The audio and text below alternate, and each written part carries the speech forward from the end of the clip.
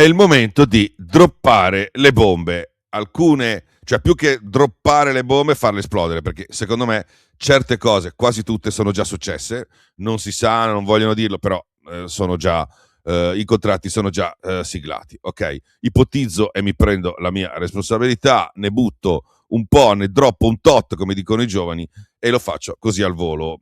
Vediamo anche di sbrigarci con un po' di grafiche semplici, tanto è quello che conta la notizia, ok? Siete pronti? Dai!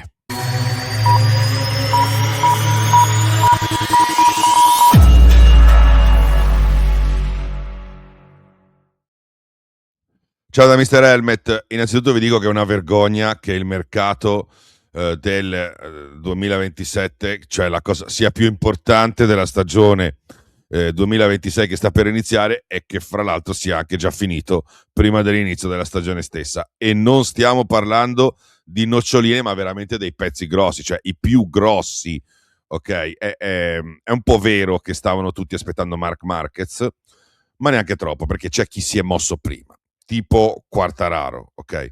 E se lo è fatto anche scappare con delle dichiarazioni, tanto che gli articoli sul fatto che Quartararo ha fatto con Honda, avrebbe firmato con Honda, poi hanno fatto retromarcia i vari manager, eccetera, quelli lì erano già usciti, ok?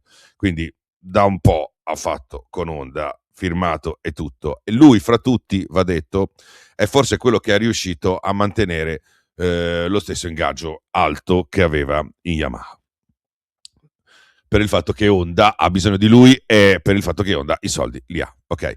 Ciao ciao Yamaha, e viene fuori una roba così, ok? Viene fuori una moto così, col numero 20, non è male. E in più, facendo questo, Quartararo libera il posto per Martin, ok? Martin, parliamo di Martin, rimbalzato da Honda dopo la brutta uscita, il comportamento non corretto con Aprilia, che io non gli perdonerò mai, in fuga da Aprilia stessa, i motivi li sapete, ai ferri corti con Ducati per i motivi che sapete, perché non si sono lasciati bene, lui pensava di andare in moto ufficiale, dopo li ha mandati via a quel paese praticamente andando al volo con Aprilia e tutto il resto, impossibilitato ad andare con KTM perché aveva già trovato il modo di litigarci in passato quando era nelle classi minori, non ha trovato di meglio che andare in Yamaha. Per quanto riguarda me, lo avrei mandato addirittura in Pramac, se no da qualche altra parte ancora fuori dalla MotoGP, però effettivamente ha senso così. Quindi Martin si troverà su una moto ufficiale, una Yamaha ufficiale, in difficoltà almeno adesso, ma ufficiale, e per come so io ha già abbondantemente firmato, secondo me, quando ha firmato Quartararo, cioè quasi un mese fa, sicuro. Ok, per Martin viene fuori una roba così, non è male, no? Non è male, ok? Grazie Carena, il numero giusto, ci sta anche bene. Adesso la roba grossa, ok, a salire. Non è che Alex Marquez è andato l'altro ieri, guarda caso, a fare un giro in Austria alla sede della KTM perché starebbe per mettersi d'accordo. Secondo me è una pugnetta, perché per me anche Alex Marquez, se fa vedere una roba del genere, vuol dire che ha strafatto, ok? Con KTM o chi per essa, come si dice, cioè con quelle moto lì che non sappiamo come si chiameranno. Gli devono aver promesso e gli devono aver garantito, gli devono aver fatto capire, convincendolo, sia i soldi che il pacchetto. Perché non è uno che va via e lascia una Ducati di Gresini dove sta benissimo per andare a fare gli indovinelli, ok? Ho detto con quelle robe lì KTM o chi per essa, perché non sono troppo convinto che saranno delle KTM nel vero senso della parola. Potrebbero essere delle Gunther Steiner, potrebbero essere delle Red Bull, perché se KTM veramente non vuole fare le corse, come ha detto il signor Bajaj, proprio il signor Bajaj che non gli interessa, ebbene quelle moto lì dovrebbero diventare qualcos'altro. Sembrerebbe, ci sono dei rumors molto importanti, che Gunther Steiner, il signor Steiner, che ha comprato il team di Poncharal, ovvero il team Tech 3, pagandolo qualcosa come 20 milioni, una roba del genere, abbia già ricevuto un'offerta da un gruppo bello solido di 200 milioni. 200 milioni, ok? 200 milioni con la mano a cucchiara così. Quindi è chiaro che a parte che Gunther Steiner potrebbe salutare la compagnia e andarsene ancora prima di aver arredato l'ufficio e aver speso 50 euro per gli adesivi, però è chiaro che chi ha i soldi per comprare, per pagare così tanto un team, ha anche 1-2 milioni te forse per il buon Alex Marquez, che tra l'altro se li merita, dopo tutti i risultati che ha fatto. Ok, non so sinceramente come si chiameranno queste moto, se saranno veramente KTM, se saranno arancio, ma questa è un'altra storia. Nel caso dovessero continuare ad essere arancio, verrebbe una roba così, e ci sta bene anche questa. Poi scopriremo se saranno delle Red Bull, delle Gunther Steiner, delle non lo so. Va bene, andiamo a salire. Pedro Acosta. Per me Pedro Acosta ha già firmato da un bel po', da quando se ne parla, e se ne parla da un sacco di tempo. Secondo me appena dopo l'estate o giù di lì, ma insomma non è tanto complicato.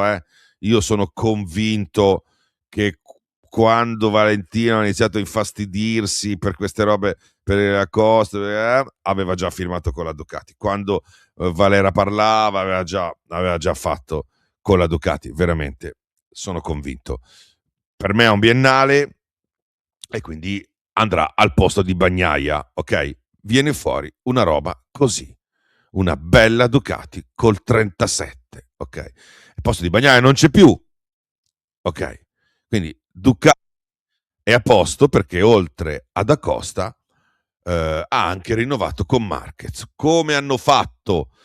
Chiederete, tu Mr. Helmet dicevi che non avevano i soldi, no, io dicevo che non volevano tirare fuori quei soldi, ma un accordo è stato trovato, si sono messi d'accordo, super accordo, perché in più arriva, o meglio stanno cercando di far arrivare, o meglio stanno cercando di far tornare con Marquez uno sponsor che si chiama Red Bull, e questa cosa aiuterebbe veramente Marquez, perché si chiuderebbe un cerchio e farebbe veramente via Bagnaia, Monster eccetera, così, via dentro Acosta e Marc Marquez che sono full Red Bull e che Red Bull gradirebbe al top.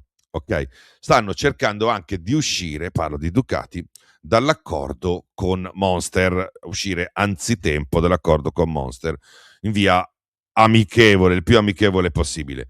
Ovviamente Monster questa cosa non vuole e pare che per ripicca, per questo motivo, abbia salutato il team Aruba. Pare anche che stia uscendo insomma da un po' di motorsport, dalla Superbike per esempio, ma anche dal cross. Insomma, pare che si sia arrabbiata. Adesso non è che è colpa di Marquez tutto quanto, ma comunque Ducati vorrebbe fare full Red Bull perché ha due super piloti che sono da sempre Red Bull, ovvero Marc Marquez e Pedro Acosta. E questo attenzione, non è una vittoria al 100% per Red Bull, perché un dualismo fra energy drink serve per dare valore l'uno all'altro. Vedremo come andrà a finire. Ok, serve un certo antagonismo. Chi rimane da affrontare come tema di mercato? Forse il punto interrogativo più grosso che c'è, ovvero Bagnaia. Per me tutto il casino di Rivola, tutto il casino che ha fatto Rivola parlando di tutto e di tutti, ma secondo me Marquez e Acosta non verranno da noi, se quello ha fatto, quell'altro ha fatto, io voglio Quartararo, significa solo una cosa: non è vero che vuole Bagnaia e sta facendo di tutto per portarselo a Noale. La verità è che secondo me da Rivola Bagnaia lo ha già preso e lo ha preso da un bel po', ok? Almeno dall'inizio prima dei test, da quando ha iniziato a parlare e a lamentarsi che non poteva avere Acosta, che Quartararo, da quando ha iniziato a parlare un po' tanto, ok? Quindi complimenti a Rivola, si parla, le voci dicono che abbia fatto un affarone perché Bagnaia abbia accettato di ridursi decisamente l'ingaggio, perché Aprilia non ha sicuramente i soldi che prendeva Bagnaia dalla Ducati, cioè circa 7 milioni, ma probabilmente un budget molto vicino a quello che dava a Martin, quindi 3 milioni e qualcosa, più i premi, non lo so, eccetera.